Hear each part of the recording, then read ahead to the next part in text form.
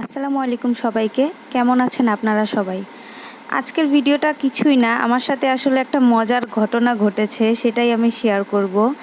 তো ফেসবুকে ঢুকলেই দেখি আপুরা ডিম পোচ করতেছে, কেউ ছাদে কেউ বারান্দায়। সেটাই চেষ্টা করছিলাম আমি।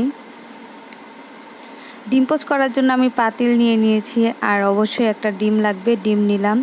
যেহেতু ডিম পোচ করব তাই সামান্য একটু কড়াইয়ে তেল দিয়ে দিলাম, কারণ না হলে ডিম পোচটা যদি লেগে যায়।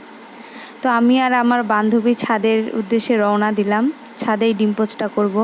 প্রচুর গরম ছিল আর প্রচুর রোদ ছিল। ছাদে উঠে দেখি কি যে তাপমাত্রা, অনেক গরম ছিল, মনে হচ্ছিল যে সিদ্ধ হয়ে যাব। যেই জায়গাটাতে দেখলাম যে একটু উঁচু, রোদটা ভালো লাগে, সেই জায়গায় আমি ডিম পোচটা করার ট্রাই করলাম। তো এই তো ডিম পোচটা দিয়ে দিলাম, দেখি কি হয়।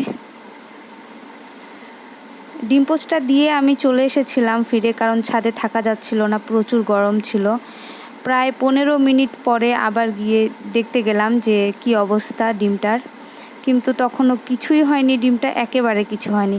তো ভাবলাম এটা হয়তো সময় লাগবে, আবার চলে আসলাম। 40 মিনিট পরে তখন আমি ছাদে গেছি, আর ছাদে গিয়ে দেখি আমার ডিম নেই।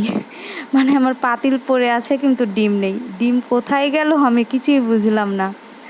আশেপাশে দেখেছি, ডিমটা পেলাম না। ভাবলাম যে কোনো কাক পক্ষিয়ে খেয়ে নিয়েছে হয়তো। তো এটাই আমার হাসি পাচ্ছিল, আবার রাগও হচ্ছিল। আমি দেখতে চাইছিলাম যে ডিমটা হয় কি না, আর আমার ডিম নিয়ে গেল। কে নিয়ে গেল? হয়তো বা কাকে নিয়ে যাবে, কারণ ছাদে অনেক পাখি আসে, যেহেতু গাছ আছে, ছোট পাখি আসে, কাক আসে।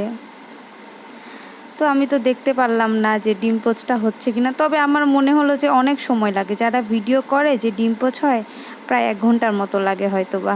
তো এই তো আমি আবার ফেরত চলে আসলাম।